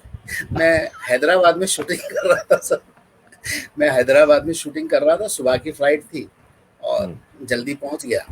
और 9 हम्म, बजे से लेकर रात के 8, 9, साढ़े 9 तक काम कर रहा था मैं। उसके बाद रात की फ्लाइट से वापस भी आना था दिल्ली। तो मैंने घड़ी देखी, मैंने कहा लेट हो रहे हैं, तो वहाँ का स्टाफ वाले कहते आप कहाँ लेट हो रहे हैं। मैं कहा मैं दिल्ली में रहता हूँ। नहीं, आप तो हमारे यहाँ के हैं। एक ने तो हम्म, कहा जी मैंने आपको 4 दिन पहले ही उस गली में देखा था। तो यकीन दिलाना मुश्किल हो जाता है। अब हम्म। मैंने गाड़ी खरीदी, तो एक गाड़ी का जो सर्विस मैनेजर था पास आया। आप कहाँ के हैं, मैंने जल्ला कर कह दिया आंध्र प्रदेश का। कहता आंध्र प्रदेश का तो मैं भी हूँ। कौन सी जगह, मैं कहा हैदराबाद। अच्छा, हैदराबाद में कहाँ के हैं। अब मुझे क्या मालूम हैदराबाद में कौन सी जगह। मैं वो एयरपोर्ट के आसपास थी, क्योंकि मैंने एयरपोर्ट ही आसपास देखा था। वो कोई मुझसे हिल कोई है ना जगह वहां पर, बताई। रायसीना हिल, हाँ, कोई हिल है, हाँ। उसका नाम ले देते आप। नहीं सर, मुझे मालूम नहीं था। तो मैंने उन्होंने कहा अच्छा अच्छा एयरपोर्ट के पास। मैं कहा हाँ, तो उन्होंने कोई जगह बताई। वो जगह, मैं कहा हाँ जी वही जगह है।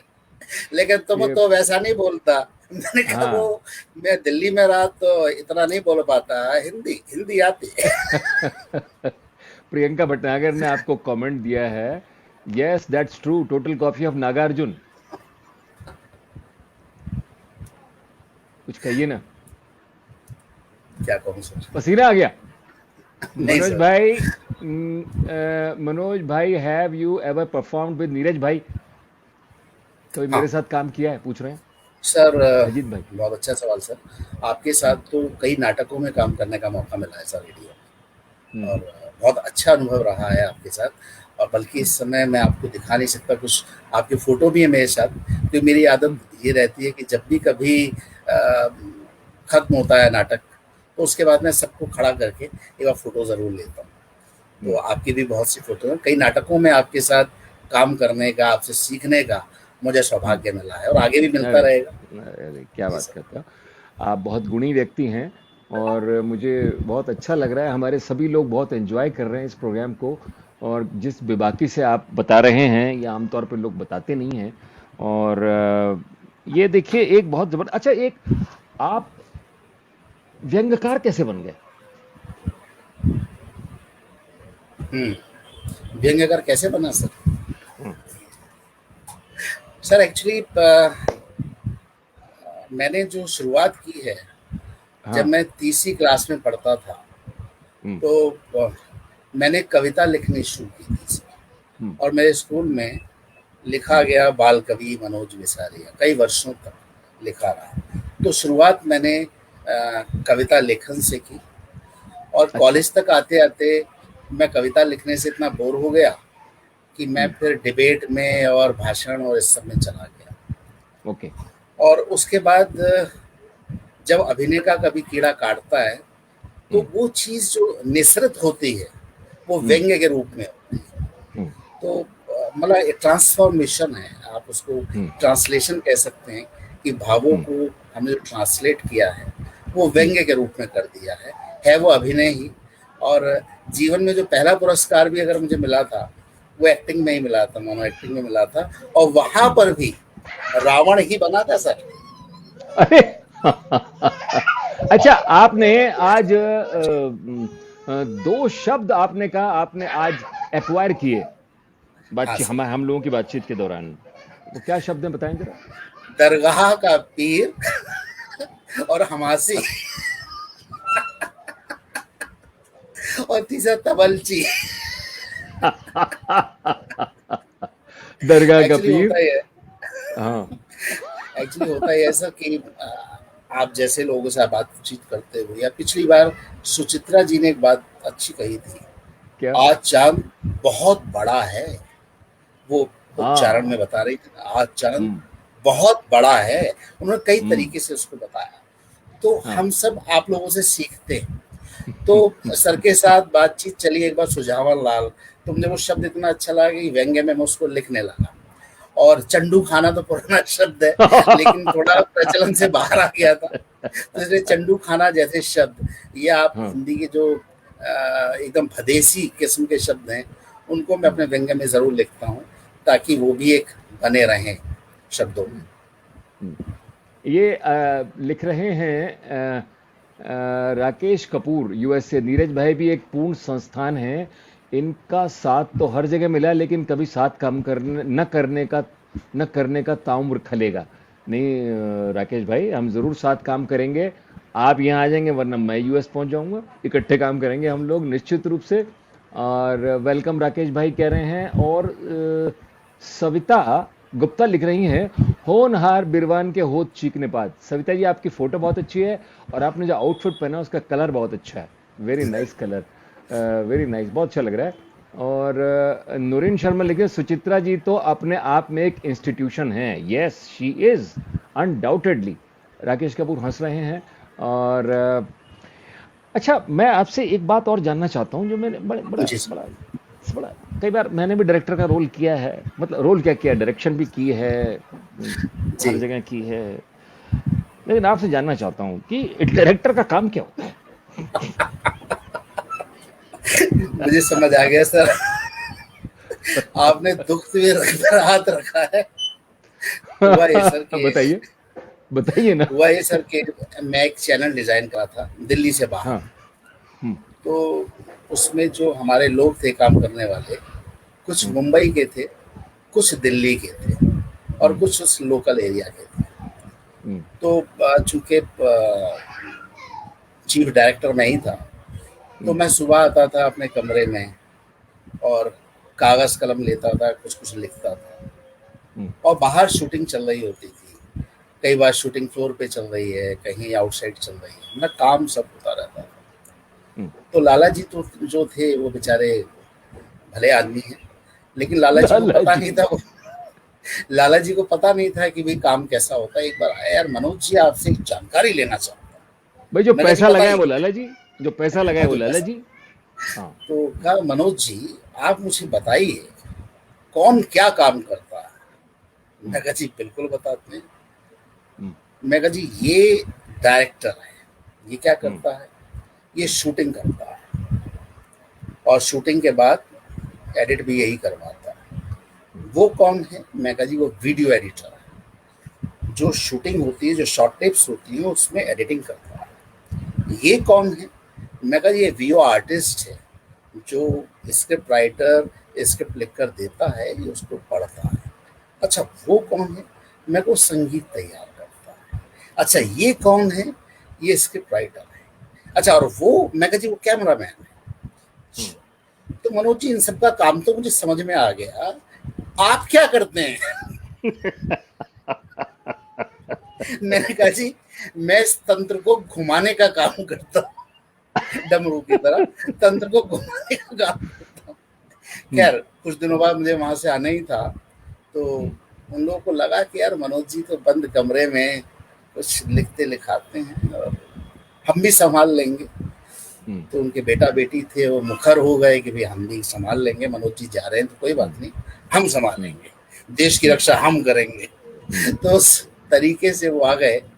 10 दिन बाद ही वहां से फोन आया कि मनोज जी अब हमें समझ में आ गया आप करते क्या थे, तंत्र घुमाना ही मुश्किल है। तो कहने का मतलब है कि कई बार किसी को काम समझ में नहीं आता, तो हम्म, ऐसा हो जाता है जी। लेकिन ये डायरेक्टर वैसे राक कुछ करता नहीं है सर, कट और एक्शन ही बोलता है।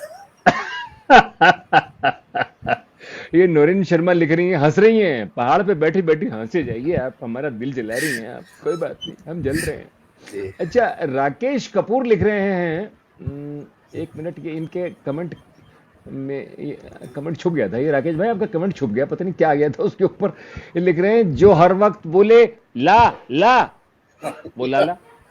वही लाला, सही बात है। अच्छा, ये राकेश जी ने एकदम सही बात कही। अनुभव सक्सेना लिख रहे हैं, सिंगापुर में लोग केवल 7% जीएसटी देते हैं और वहाँ की मेडिकल सेवाएं बहुत अच्छी हैं, पर हम यहाँ 25%। ये जीएसटी की बात नहीं करते यार, ऐसा लगता है हम बढ़ियागिरी कर रहे हैं हम लोग। अच्छा, ये अशोक मेहरा लिखते हैं, बहुत ज़रूरी ज़िंदगी में थोड़ा खालीपन, अगर खालीपन ना होगा तो आप हमारे लिए क्या करोगे, क्योंकि यही वो समय है जब हमारी मुलाकात हमसे होती है। सुप्रभात, मैं भी खालीपन की तलाश में हूँ अशोक भाई। मनोज भाई, आप भी खालीपन की तलाश में हैं? चलिए, बहुत अच्छी बात है। और अब मैं चाहता हूं कि आप व्यंग्यकार हैं, आपके व्यंग आते रहते हैं, मैं पढ़ता हूं और बहुत अच्छा लगता है जी पढ़ के। और वो जो हमारा ग्रुप है उसमें भी भेजते हैं आप, नाट्यकर्मियों का साझा मंच। और अजीत भाई भी पढ़ते हैं, मैं भी पढ़ता हूं। तो ये जो कोई एक छोटी सी कविता सुना दीजिए आप बस, आज के इस सर, कार्यक्रम में। कविता जो है हम्म, वो व्यंग्य विधा से अलग है। हाँ, व्यंग से जो लगे, कविता बिल्कुल है सही बात है। व्यंग्य अलग है, क्योंकि व्यंग्य जब मैं लिखता हूँ हम्म, तो मेरे दिमाग में दुनिया भर की नौटंकियाँ घूम रही होती हैं, कहीं ना कहीं हम्म, हास्य भी होता है, और समाज में इतनी असंगतियाँ हैं, लोग इतना टेंशन में रहते हैं, तो थोड़ा सा गुदगुदा दूं अगर तो अच्छा लगता है, वो व्यंग्य हाँ, है। गुदगुदाइए ना। लेकिन सर वो अब मुझे वो थोड़ा 5-7 मिनट उसमें लग जाएंगे सुनाने में। वैसे आप जैसा कहें व्यंग्य भी है और कविता भी है, जैसा आपका आदेश वो सुना दूंगा। नहीं, वो कविता थोड़ा एक गुदगुदाने वाली बात हो जाए, छोटी थोड़ी सी कुछ गुदगुदाहट हो जाए तो बहुत अच्छा रहेगा। बहुत जी लंबी सर। बात करेंगे तो फिर वो गुदगुदाहट जो है ना, वो फिर हंसते हंसते हम लेट जाएंगे जमीन पे। अ, देखता हूँ सर कि दोस्तों, कौन सी मैं दोस्तों, आज। इससे पहले कि ये हमारे मनोज भाई उसको निकाले, मैं आपको बता दूं कि हमारा एक ऐप है। सुचित्रा जी ने मुझे याद भी दिलाया था, अजीत भाई का और हमारा बनाया हुआ ऐप है, टर टर ऐप, TAR ऐप। इसको आप गूगल ऐप स्टोर से, प्ले स्टोर से, और आईफोन पे भी आप इसको कहीं से दुनिया में कहीं भी डाउनलोड कर सकते हैं। और इसके अंदर आप अपना नाम लिखिए, अपना मोबाइल नंबर लिखिए और अनलिमिटेड जोक सुनते जाइए। सुचित्रा जी ने काम किया है उसमें, भयंकर जोक्स हैं, मैंने काम किया है, और भी सविता शर्मा उन्होंने काम किया है, और भी बहुत सारे हमारे साथी हैं, आर्टिस्ट हैं जिन्होंने इसमें काम किया है। और इसका आप जोक सुनते जाइए और आपको बहुत मजा आएगा इसके अंदर सुनने में इसको। और मनोज भाई जैसे निकालेंगे तो मैं चुप हो जाऊंगा। सर तब तक आप बोलते लेकिन रहिए। मेरी अभी हाँ, तब कच्ची मिट्टी है। खेल में क्या मैं, होता है, जो खिलाड़ी कभी आउट नहीं होता ना, छोटे हाँ, बच्चों में, वो कहता है मेरी कच्ची मिट्टी है। तो अभी मेरी हाँ, कच्ची मिट्टी है, आप बोलते रहिए, मैं ढूंढ लेता हूँ सर। आप फटाफट कर दें जल्दी से। आप इसको हाँ आबे सर। में लगा दें, आबा आबा। भाई साहब, एक जोक आ, सुने दोस्तों, मैं आपको टटर का जोक सुना रहा हूँ। भयंकर अपमान। एक औरत दूसरी से बोली, मेरे पास गाड़ी है, बंगला है, बैंक बैलेंस है, तेरे पास क्या है? दूसरी बोली, मेरे पास 20 साल पहले शादी में सिलवाया हुआ सूट है जो अभी तक मुझे फिट आता है।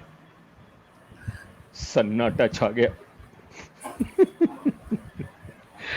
दोस्तों, ये ऐसे हैं कि इस तरह के जोक है, बहुत मजा आता है। सुचित्रा जी ने भी पिछली बार सुनाए थे, मैंने और उन्होंने दोनों मिलके जोक सुनाए थे। मैं आपको ढूंढ रहा हूँ, इतने के निकल आए जरिए ट्विटर के ऐप। अच्छा, पति बोला पत्नी से, तुम्हें जीवन में क्या चाहिए? पत्नी बोली, पैसे। नूरीन जी सुन लीजिए आप। पति बोला तुम्हें जीवन में क्या चाहिए? पत्नी बोली, पैसे। पति बोला, पैसों को साइड में रख दो और फिर बताओ जीवन में तुम्हें क्या चाहिए? पत्नी बोली, साइड में रखे हुए पैसे। तो साहब ये है, अब जब आप कहेंगे तो मैं चुप हो जाऊंगा। हाँ सर, एक्चुअली मैं पिछले 2015 से एक अखबार के लिए लगातार लिख रहा हूँ। मेरे पास बहुत संख्या बढ़ गई है। आप मतलब साल में 52 तो उसी के लिए लिखता हूँ, और बाकी इतने ही बाकी अखबारों के लिए भी, तो 100 से ज़्यादा हो जाते हैं एक ही साल में। तो अभी बहुत सारे थे। तो व्यंग्य के साथ जो सबसे बड़ी बात होती है वो ये होती है कि व्यंग्य उसी समय की अगर परिस्थितियों को समझते हुए आप सुनेंगे तो समझ में आएगा, नहीं तो घटना अगर पुरानी पड़ जाती है तो एक स्टेल न्यूज़ की तरह व्यंग्य भी पुराना पड़ जाता है। तो अभी मैंने जो आपके लिए व्यंग्य छांटा है ये आज ही प्रकाशित हुआ है, तो इसकी न्यूज़ वैल्यू बनी हुई है। ठीक है सर? क्या बात है। और मैंने आपको भी भेजा था, शीर्षक है भैया ना बनना हमें नामचीन। भैया ना बनना हमें नामचीन। इधर जब से पता चला है कि कुछ नामचीनों के फोन सरकारी खर्चे पर रिकॉर्ड किए जा रहे हैं, मन में बड़ी उथल पुथल सी चल रही है। चल रही है नहीं, चल रही है। चल रही है। मोहल्ले के कई गए गुजरे लोग बधाई भी दे गए कि जी जब ऐसे ऐसे पत्रकारों के नाम है तो आपका तो होगा ही। हाँ। अब 4 लोगों के बीच कैसे कह दें कि हम उस लिस्ट में नहीं है, मतलब बेइज्जती खराब हो जाएगी ना सर। तो क्या बात है। तो अब 4 लोगों के बीच कैसे कह दें कि हम उस लिस्ट में नहीं है। लिस्ट में शामिल होने का मतलब ही है कि भाई हम भी कुछ खास हैं। हाँ। इतने खास कि सरकार को लगता है कि सारे काम छोड़कर बस इनकी गुटरगू गुफ्तगू ही सुनी जानी चाहिए। क्या बात है। अब देखिए होता ये कि परिवर्तन हो गया। हमें लगता है यार हम वाकई में हमारा नाम है लिस्ट में। तो देखिए क्या परिवर्तन हुआ है हमारे अंदर। अब सबकी बधाई लेते लेते हमें लगने लगा है कि शायद हम वाकई नामचीन हो गए हैं। सो यही सोच इन दिनों दिल बड़ा गार्डन सा हो रहा है। अब नामचीन होने की खुशी इतनी हो गई कि दूध खरीदते समय हमने टन से रुपए निकाल दिए, बिना ये जाने की रेट क्या है। स्कूटी में 200 का पेट्रोल भरवाया सो अलग। सारे लोगों को छोड़कर पेट्रोल पंप वाला मुझे ही देखने लगा कि इतनी चढ़त में भी 200 का पेट्रोल। बताइए सर। ओह वाह। इतनी चढ़त में भी 200 रुपए का पेट्रोल। शाम को लौटते समय सब्जी मार्केट में हमने बिना मोल भाव किए ढेर सारी सब्जियां खरीद डाली। रात को अब देखिए सर, मतलब एक ठाठ देखिए, ऐश्वर्य देखिए जो मैं आगे की लाइन में आपको बता रहा हूँ। शाम को लौटते समय सब्जी मार्केट में हमने ढेर सारी सब्जियां बिना मोल भाव किए खरीद डाली। रात को 2 सब्जी, 1 दाल, पापड़, सलाद, 4 रोटियां, थोड़े चावल के साथ हमने भरपेट खाया। मुंह में पानी आ गया। थोड़ी देर फोन पर चैटिंग की और सो गए। ऐसा सुख आजकल कितनों को मिलता है। बिल्कुल सही बात है। पंक्तियों पे गौर क्या बात है सर, क्या बात है। हमने भरपेट खाया, थोड़ी देर फोन पर चैटिंग की और सो गए। ऐसा सुख आजकल कितनों को मिलता है। कुछ भेदियों का कहना है कि इसी तरह की जिंदगी जीने वाले लोग आजकल निशाने पर हैं। वो सितम पर सितम किए जा रहे हैं और आप शांति से दूध पीकर पेट्रोल भरवा रहे हैं। इस पर आपके घर की थाली भी भरी पूरी है। चिकने घड़े इतने कि इतनी महंगाई में भी कद्दू की तरह फूलते जा रहे हैं। क्या बात। तो ऐसे लोगों के फोन तो क्या, इन पर तो रासुका लगा देनी चाहिए।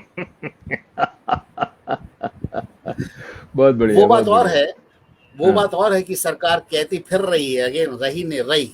वो बात रही और है। है हाँ। कि हम्म। सरकार कहती फिर रही है कि हमने ना हम्म। कराए किसी के फोन टैप, पर हाँ। हम कहते हैं कि अगर करा भी लिए तो इससे कौन सा हाँ, पहाड़ टूट जाएगा। क्या बात है। अब पुरानी कहावत है, खा के सो जा, मार के भाग जा और कह के मुकर जा। हम्म। हमसे अगर किसी ने पूछताछ करी तो हम बोल देंगे ना जी ना, ये तो हमारी आवाज ही ना थी, हम्म। हमको इतने बेसुरे थोड़े ही हैं। हम्म। अब पूछताछ बड़े धाम होगी तो देखी जाएगी। हम्म। सुना है वहां मुफ्त की दाल रोटी भरपेट मिलती है, ये आम आदमी की व्यथा है सर। सुना हम्म। है वहां मुफ्त की दाल रोटी भरपेट मिलती है, लेकिन अब डर भी हम्म। समा गया है मुझे। अब डर हम्म। आगे का जो जिक्र है, जहां पे मैं अपनी बात खत्म करूंगा, वो डर वाली बात है। हम्म। पर दिक्कत यह है कि अंदर खाने में पता चला है कि सरकार ने आवाज के साथ साथ चैटिंग फैटिंग भी रिकॉर्ड कर ली है। उत्तरी। बस इसी बात ने हमारी चिंता बढ़ा दी है। सरकार हाँ। अगर जोश में आकर चैटिंग छाप दे तो हाँ। कमला बिमला सुशीला के बाप भाई तो लठ लेकर हमें ही ढूंढेंगे, हो। और राघव की मौसी सारे मोहल्ले में बदनाम होगी सो अलग। हो सकता है हाँ। फिर वो हमसे बात ही ना करे और हमारी भी दो कौड़ी की इज्जत मिट्टी में मिल जाए, ये अप्रीहेंशन है, ऐसा हो सकता है। समस्या वाकई गंभीर है। हम्म। नामचीन होने के चक्कर में पूरे मोहल्ले में कहाँ कहाँ छिपते फिरेंगे, लिस्ट में से नाम निकलवाना ही पड़ेगा। अरे कोई है हम्म। भैया, ना बनना हमें नामचीन, हमें ऐसे ही हम्म। रहने दो, कुछ हम्म। ले देकर हमारा नाम भी लिस्ट से निकलवा दो, बड़ी हम्म। मेहरबानी। इन हम्म। दिनों जब अच्छे अच्छे लोग नप रहे हैं तो हम्म। हम कौन किसी बड़े खेत के मूला हैं। बहुत अच्छा। दोस्तों, हमारे साथ शान रमजान जुड़े हुए हैं एम्स्टर्डम से। कल हमारे जो रिदम बाय नीरज का प्रोग्राम होगा कल शाम 7 बजे, उसमें शान रमजान आ रहे हैं। शान भाई, आपका स्वागत है। और अशोक मेहरा जी लिख रहे हैं सुपर सुपर सुपर। ओ, संजय भाई अभी हैं, संजय पॉल लंदन से, कह रहे हैं वाह वाह वाह वाह, क्या बात है। और चित्रा तलवार लिख रही हैं बहुत सुंदर व्यंग्य। और हमारे अशोक मेहरा लिख रहे हैं 2 बजे तक है ना ये प्रोग्राम, सारा इंतजाम है अपना, आपका तो है, हमारा नहीं है। अच्छा। अनुभव सक्सेना ने एक बहुत अच्छी बात लिखी है। इसका जवाब देना पड़ेगा आपको। भगवान आपका कातिल हुस्न इसी तरह से बनाए रखे भैया, है जी। कातिल हुस्न है आपका। और डॉक्टर सरला मेहता कह रही हैं वाह। और राकेश कपूर लिख रहे हैं कैरी ऑन। और मंजरी स्नेह वर्मा मुंबई से विविध भारती पर सखी सहेली प्रोग्राम प्रस्तुत करती हैं, ये हमारे साथ जुड़ी हैं, आप सभी का स्वागत है। और मंजुला सिंह निर्मा ने बड़ी अच्छी बात कही है। ये ना कम कमेंट करती हैं और ऐसा चुटीला कमेंट करती हैं कि दिल में लग जाता है। ये कह रही हैं आप तो आज भी धनाढ्य हैं मनोज जी, देखा आपने। जी और धन्यवाद। अर्चना प्रभाकर तो बहुत खूब करी चुकी हैं। और बहुत सुंदर व्यंग्य और बहुत सुंदर बेहद खूबसूरत अंदाज बयां, ये डॉक्टर जी सरला मेहता धन्यवाद। लिखती हैं। और राकेश कपूर लिखते हैं it was just an amazing program, बधाई नीरज भाई एंड मनोज भाई, थैंक यू वेरी मच। तो सब दोस्तों, आपने देखा कि एक व्यंग्यकार, पत्रकार, डायरेक्टर, सारे टर्टर और सारे कार हैं ये। और हमें इन पे बहुत इन पे हमें नाज है। और तृप्ति द्विवेदी मिश्रा, अरे वाह, मऊ से, मऊ इंदौर से, गुड इवनिंग, गुड इवनिंग तृप्ति जी, ये भी हमारे कार्यक्रम में आ रही हैं। आज इस कार्यक्रम के बाद 2-3 कार्यक्रम के बाद ये आएंगी। और Harendra Kumar, Manoj sir, just amazing, देखा आप कितनी आपकी तारीफ हो रही है चारों तरफ। अरे नहीं और सर, इस तारीफ तो प्रोग्राम, आपकी है। मेरी मेरी तो यही हाँ सर, तारीफ है इतना कि मैं अच्छा आपको लेके आया। आप संचालन कर रहे हैं और आपका जो, मैं तो केवल इस कार्यक्रम का एक अंश मात्र हूँ, और पिछले 2 से 3 महीने से ये जो पूरा चक्र घुमा रहे हैं, और आगे भी आने वाले समय में अच्छे से अच्छे लोग, बड़ी बड़ी विभूतियाँ इस प्लेटफॉर्म पर आएंगी, तो ये सारा जो श्रेय है आप ही को जाता है सर। आपके साथ साथ जो अजीत जी हैं, जो प्रच्छन्न रूप में हैं, सामने नहीं आते हैं, लेकिन आप भी और अजीत जी, एक बहुत ही सुंदर कार्यक्रम की कल्पना की गई है जो कि साकार हो रही है। और रिदम विद नीरज वाला जो आपका प्रोग्राम है, उसके शायद 50 एपिसोड्स भी पूरे होने वाले हैं। 1 सर अगस्त उससे को। जुड़ा एक सवाल, 1 अगस्त को हाँ, उससे जुड़ा एक संजय सवाल। पॉल गाएंगे उस दिन जी। जी। क्योंकि सर जब तक मैं सवाल ना पूछूँ ना, मुझे लगता नहीं कि मैंने पत्रकारिता की है। तो छोटा-सा पूछिए, सवाल आपसे पूछिए, ज़रूर पूछिए। जानना चाहूँगा कि अभी कहें। रिदम विद नीरज जो चल रहा है, उस कार्यक्रम से प्रेरित होकर देश का अगर कोई व्यक्ति जुड़ना चाहे, तो वो आपसे कैसे जुड़ सकता है? क्या उसको अपनी कोई सीडी वगैरह भेजनी पड़ेगी, या क्या आप ऑडिशन लेते हैं, या कैसे क्या व्यवस्था है इसकी? नहीं, नहीं, कोई ऑडिशन नहीं है। ये मंच गायक कलाकारों के लिए है। जो भी जी, अच्छा गाते हैं, वो लोग मेरे से संपर्क कर सकते हैं। जिनके पास मेरा टेलीफ़ोन नंबर नहीं है, वो मैसेंजर पर इनबॉक्स में मैसेज भेज सकते हैं। केवल उनको अपना गाना भेजना है, एक क्लिपिंग भेजनी है, चाहे यूट्यूब का लिंक भेजना है, फ़ेसबुक का लिंक भेजना है। और जी, हिंदुस्तान से बाहर अगर हैं, वो अगर एम्स्टर्डम के अंदर है और उसके आसपास के किसी हिस्से में हैं, तो वहाँ दिनेश शर्मा है, मेरे छोटे भाई हैं, जो सारे इसको जी, इसके ऑर्गेनाइज़ करते हैं। और लंदन में है, उसके आसपास है, तो वहाँ संजय पॉल हैं, जी, जो 1 अगस्त को हमारे यहाँ गाएंगे। उनसे संपर्क कर सकते हैं। और एवरीबडी जो पोटेंशियल सिंगर है, इस कार्यक्रम में स्वागत है। और हमने तो ऐसे ऐसे कार्यक्रम में लेके आए हम लोगों को, मनोज भाई, जो जी, उनको ढूंढ ढूंढ के हमने निकाला है। और मैं आपको जी, बताऊं एक बहुत दिलचस्प बात। एक अंजलि गोविंदन करके बम्बई की एक महिला है, बेहद जी, उम्दा गाती हैं वो। और वो हमारे मंच पे गाने के लिए आई। हमने उनको कहा आप गाइए। पेज पर गाया उन्होंने। संडे का प्रोग्राम मैं एंकर करता हूं, तो उन्हें पेज पर हमने बुलाया। वो गाई और शनिवार को गाया। और जैसे मैं अभी प्रोग्राम कर रहा हूं अभी, तो उनका टाइम ऐसा था कि मैं प्रोग्राम नहीं देख सकता था। जैसे आज रात 9:30 बजे rhythm by Neeraj live events के पेज पर पवन शर्मा गाएंगे, जो एम्स्टर्डम से जुड़ रहे हैं। तो ऐसी वो गा रही थी और मैं उस प्रोग्राम को नहीं देख पाया। दिनेश शर्मा ने इस प्रोग्राम को देखा, संजय भाई ने, संजय पॉल ने वहाँ प्रोग्राम को देखा, अजीत भाई ने देखा, बाद में मैंने देखा। तो हमें लगा she is a very potential singer. और उसको हुँ, उतनी माइलेज नहीं मिली जितनी मिलनी चाहिए थी। जी, और बिल्कुल फिर सर। हमने उसको मेन प्रोग्राम में संडे में लाने की कोशिश की, तो उसके इक्विपमेंट में उनकी थोड़ी समस्या थी, नहीं हो पा रहा था। तो संजय पॉल तो लंदन में हैं। उन्होंने उन्होंने उसको प्रोग्राम के दौरान ही कहा कि अंजलि जी, आप मेरी छोटी बहन की तरह हैं और आपको इक्विपमेंट मैं भेजूंगा। और वो इक्विपमेंट गाने का उनको भेज रहे हैं। और जब वो इक्विपमेंट उनके पास पहुंच जाएगा, तो मेन प्रोग्राम में आके गाएंगी। उनको हम नहीं जानते थे, वो वैसे ही जी, उन्होंने संपर्क किया और हमने बुलाया। तो इस प्रकार कोई भी दोस्तों आ सकता है प्रोग्राम के अंदर। और हमारे जैसे मनोज भाई आए हैं इस प्रोग्राम में, तो इस प्रोग्राम में तो वही लोग आते हैं जो इस विधा से पूरा ताल्लुक़ रखते हैं। तो उस प्रोग्राम में जो गाना जानते हैं, उनका पूरी तरह से स्वागत है। और चित्रा तलवार, अशोक मेहरा लिख रहे हैं, भाई नीरज भाई, मैं मंगल ग्रह पर मकान बना रहा हूँ। अरे एक कमरा मुझे भी दे देना आप। चित्रा तलवार लिख रही हैं, नीरज जी आपका अंदाज बहुत मजा हुआ है, आप बहुत सुंदर कार्यक्रम पेश करते हैं। Thank you very much Chitra ji. मेरे सामने मनोज भाई जैसे जब लोग बैठे होते हैं, तो अंदर से अपने आप चीजें निकलती हैं और निकल के बाहर आ जाती अरे हैं। नहीं सर, ये आपका बड़प्पन है सर, ऐसा कुछ नहीं है। अनुभव सक्सेना लिखते हैं, आप दोनों ने समा बांध दिया, कृपया इसे ऐसे ही जारी रखें। और अजीत भाई लिख रहे हैं, आप दोनों का आभार, थैंक यू वेरी मच। और सविता गुप्ता लिख रही हैं, yes Chitra ji, I second this, thank you very much Savita ji. और शान रमजान कह रहे हैं, वाह टॉप पॉल भाई, यस टॉप पॉल भाई टॉप हैं, 1 अगस्त को आएंगे। तो मनोज भाई, मैं आपका कैसे शुक्रिया अदा करूं, ये बताएं नहीं आप। सर, नहीं क्या सर लाल टी आपने शर्ट, मैरून टी शर्ट पहन के आऊं मैं भी, तो आप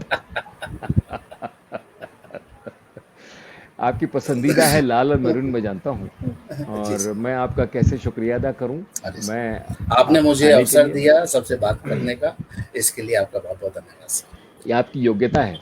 नहीं ये मैं सर, अवसर देने वाला ये कौन होता आपका हूँ, ये आपकी बड़प्पन है जो योग्यता मेरी है। प्रशंसा आप स्वीकार नहीं कर रहे हैं। जबकि मैं तो आपका बहुत मुरीद हूँ, और आपका हर कार्यक्रम में सुनता हूँ।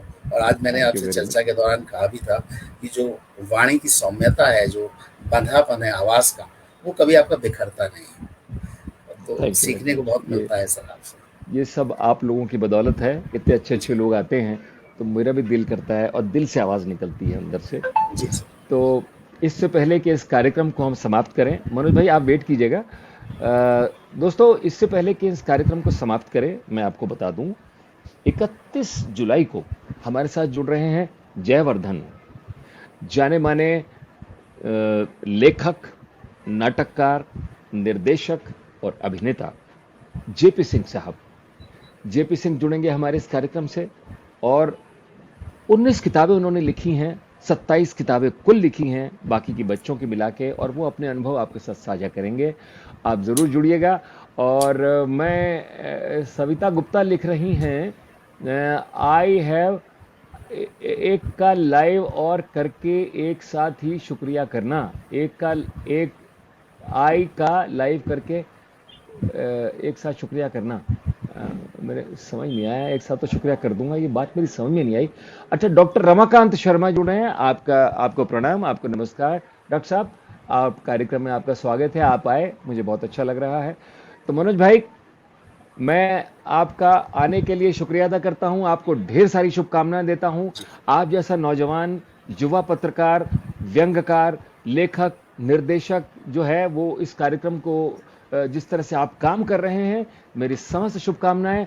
और दोस्तों, हमारे आने वाली जनरेशन को इस बात को समझना होगा कि उन्हें आगे आना है, आगे आके काम करना है।